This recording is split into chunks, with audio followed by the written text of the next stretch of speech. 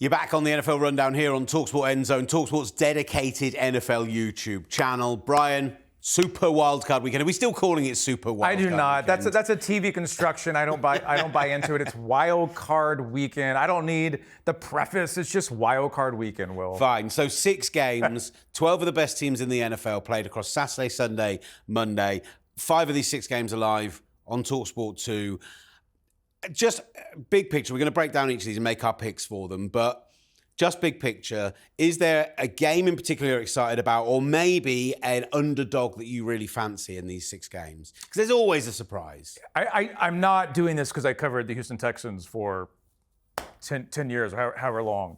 And I watched that franchise go. I'm not going in that place. I'm not going to pull a 49ers or a Jaguars history lesson like you did in the previous segment, Will.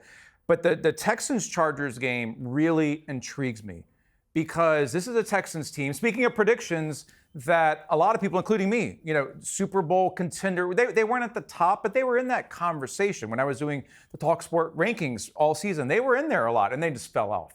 You had injuries, you had issues, you had a suspension. They're not the same Texans team. They're playing at home. They won the AFC South. You should have picked them to win the AFC South. Yeah, the Jaguars. You should have picked them to win the AFC South because nobody else in that division is a serious football team. Nobody else is any good. Yeah, that's exactly it. But the Texans aren't very good right now, but they're playing at home. And this is a city, I know this city very well, obviously, that is going to show out and show up for this team. But I like this Chargers team. I like Justin Herbert. I don't think Ezekiel Elliott really matters. I'm not really sure about that addition. But Harbaugh, the other Harbaugh brother back in the playoffs with so much to prove. It's an early game, which it usually is at Energy Stadium. Just a weird game for the Houston Texans. I feel like if they win it close, and at the end, I won't be shocked at all. And I believe the Los Angeles Chargers will win that game. Yeah, I like that. Chargers are a favourite on the road for this game, and I'm also going Chargers in this one. I think the interior of that Houston offensive line is just a clown car. They've had issues all season. They need a new offensive line at Houston. They need a new offensive line, and they need a new offensive schemer because Bobby Slowick just isn't it. Why does he keep getting he gets interviewed for head coaching positions? Last year, he was a buzz name and got interviewed by 2 or 3 people. He must have a good agent job or something. This year, he's being interviewed by the Jets. We can't take anything the Jets do seriously. That's a good point. If the Jets interview, you're not really a candidate. Yeah. They're interviewing Arthur Smith as well. Like, they might as well be asking Adam Gase to come out of retirement. Or Will Gavin. They could be interviewing Will Gavin to be their head coach. I back myself to do a better job than Bobby Slowick as head coach of the New York Jets. I truly do. I just think that the Chargers have managed to create a pass rush using a rotation of players all season. Their back end of their defense is really great. And across the board on the offense, outside of they have had some wide receiver drop issues, Lad McConkey's so good. Yep. The run game's getting healthy with J.K. Dobbins. Their line looks great, and Justin Herbert is a superstar. That Chargers team are too good for that Houston Texans team. I do think they then have to go on the road to Kansas City. Let's not go that far. If they, based on everything else I'm picking, that game to me is huge. We're a week away from it, but can the Chargers beat the Chiefs in Arrowhead? What's the most interesting game for you in non-Super wildcard weekend? Non-Super Wildcard Weekend or for this weekend? We don't call it Super Wildcard Weekend. Wildcard Weekend. Sorry. For Wildcard Weekend. The game, Eagles-Packers screams out to me as a game that is going to be even without Christian Watson? I think my concern for the Packers is that if you'd asked me about this game 2 weeks ago and you told me Packers are going on the road to the Eagles, I'd be like, oh, that's real upset watch. The last 2 weeks, the performance against the Vikings just was no cohesion on the offensive side of the ball. And then against the Bears, they did play a bunch of their starters. They were pretty much locked into their seeding by the end of that game and weren't resting guys because they wanted to go and win that game of football. I thought Matt LaFleur, I watched that game. I thought Matt LaFleur just looked lost in that game. Jordan Love goes down. You put Malik Willis in. He deals with a little bit of an injury. I hate it. And I'm not a Packers fan or supporter. I'm not anti-Packers either. I'm in the middle. I hated that they had Jordan Love warming up late in the game like they had to win it, even though he was still questionable. You either put him back in that game or he doesn't touch a football. You shouldn't have Jordan Love warming up and you're thinking about it. That just to me looks like total coaching decision. He was arguing with a coach on the sideline. You're talking about the number 6 or 7 seed. You're either in it to win the Super Bowl or not. Matt LaFleur looked lost in that game, and I hated losing Christian Watson. I don't think the Eagles are going to be threatened at all by the Packers. It's really interesting because on the other side, on the AFC side, you had very much this approach of, and even with like the Rams, you had very much this approach of, we're going to rest all our starters. Yeah. We don't care about the 3 or the 4 seed. We might get a more difficult team in week 1 of the playoffs. But the fact is we're going to have to beat really good teams if we're going to go to the 100%. Super Bowl. I'd much rather rest our players and be ready to go. They started their starters and lost to a Chicago Bears team who hadn't won since they were in London 12 weeks ago. The Chicago Bears, who the last I heard did not make, is that correct, Will? Yes, they did not make the correct. Playoffs. 12 straight losses it would have been if the Packers could have turned them over. And yet they beat their Packers streak. They beat their streak on in-season. It was a horrible performance from the Packers. And so I go from a game which 2 weeks ago I would have loved and been all over and thought was really tasty. And I now look at it and think that should be an easy Eagles home win and on to week 2 of the playoffs. So I don't want to nerd out here, but there is a game that really intrigues me just because there's usually a game every year that it kind of comes out of nowhere and you're like, oh my God, and it shakes the whole thing up. I'm not saying that Denver is going to beat Buffalo in Buffalo. That would be absolutely crazy. However, Bo Nix. Only one of us makes stupid predictions, as we now know. I just made a few. I'm gonna be wrong next week. That's how it goes. You bat 500, hopefully. Bo Nix has something to him. He also might throw 4 picks. Sean Payton has been there and done it and knows what to do. He's really got 2 weeks to prepare for this game. How much are you putting in them beating the Chiefs backups 38-0? Like, I'm gonna give you a double zero. That is the most meaningless game in the world. And the fact that there are people out there, I don't even want to mention people, there are people on Twitter who are tweeting for Elon about, like, oh my God, the Chiefs have ruined the integrity of the NFL.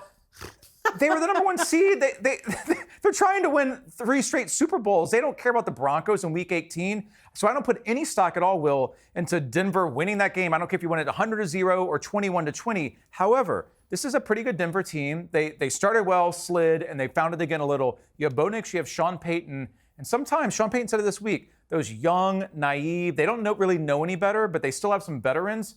That could be a dangerous team. There's a lot of pressure on Buffalo. There's always a point where Buffalo usually cracks, and I hope it doesn't happen this year. I hope they're in the Super Bowl. I won't be shocked either, though, if Denver really gives Buffalo a run, but the Bills also might win 40-0. I tell you what I do like it. I do like the Broncos' offensive line. I think Miners should be an all-pro player. Yeah. I like the tackles on both sides, and Bo Nix has shown really good understanding of how to control the pocket. So I think they can score points on Buffalo. I just don't think they can stop Buffalo from scoring 40+. Yeah. So I'm still picking the Bills. My one is Rams-Vikings, though. I love Rams-Vikings. That's a good game. That might be the best game of the week. Kevin O'Connell was on that Rams staff. He was the quarterback coach when they went and they won the Super Bowl 4 years ago with Matthew Stafford. He now returns to the stadium in which they won that Super Bowl with his now all of a sudden banged up Minnesota Vikings team, who had a relatively, almost a borderline embarrassing loss to the Lions in a game where they could have sealed the 1 seed. Going up against a Rams team who did rest their starters, who decided to take a little week off. You've been saying for 6 weeks now, watch the Los Angeles Rams. Credit to you on that one. What if the Rams knock the Vikings out of the playoffs? I love the Vikings defense. Andrew Van Ginkel is a superstar.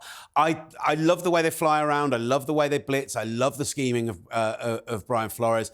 But I really fancy Sean McVay to put something smart together for them, where they're getting the ball out quickly, where they're attacking them in those weaker areas over the middle. I'm having it. I think the Rams. Is this a prediction? I think the Rams might upset the Vikings, because that's not considered an upset. That's considered an upset, even though they're the home team.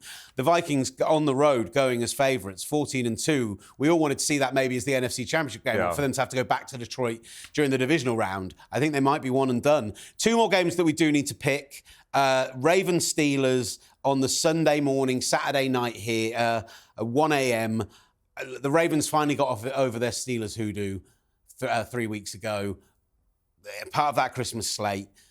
That defense, we've talked about how brilliant they look right now. They have figured everything out in front of Kyle Hamilton. They did the smart thing, which is take your best player and instead of trying to make him play everywhere and move him around the formation and try and get fancy with him. Just have him do what he does best and run the rest of the defense. I feel like that game's already enough chatter on that. When that game is already over, Ravens. Russell Wilson's not. The Steelers have nothing right now. They've completely lost it. They gave away the AFC North. I actually think Mike Tomlin should go a little crazy in a good way. Play Justin. Like, you want to win that game, you're gonna have to steal that game in Baltimore. You're gonna have to get cuckoo. You need to have Justin Fields in certain formations. Use him as much as possible. Russell Wilson is not gonna beat Lamar Jackson 40-39. The Baltimore Ravens win that game. What's our last one? Commanders v Bucks, final game of the weekend. Jaden Daniels, offensive rookie of the year in everything but name at the moment. That offense is just absolutely purring right now. And even when they put the backups in, looked good. But Liam Cohen, the Tampa Bay Buccaneers, Baker Mayfield, Mike Evans, like, this is an offensive juggernaut right now. This game could have 80, 90 points in it, and I'm so here for it. I think this could be the sneaky game of the weekend.